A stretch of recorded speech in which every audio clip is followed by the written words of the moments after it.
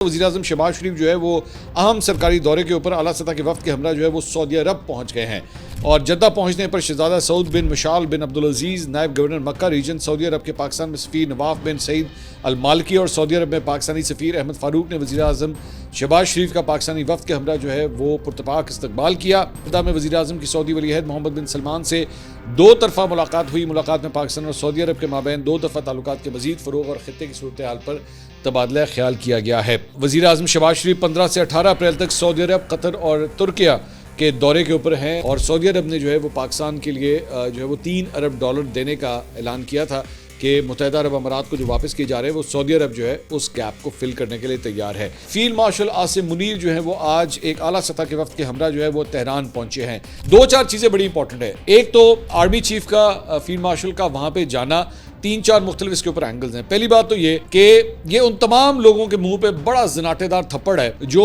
Iran और पाकिस्तान के ताल्लुकात को ख़राब करने की भरपूर कोशिश करते रहे पिछले 5-6 हफ्ते के अंदर। जितने मुस्लिम ममालिक हैं उनका वाहिद आर्मी चीफ है जो एक्चुअली इस वक्त ईरान की सरजमीन पर मौजूद है।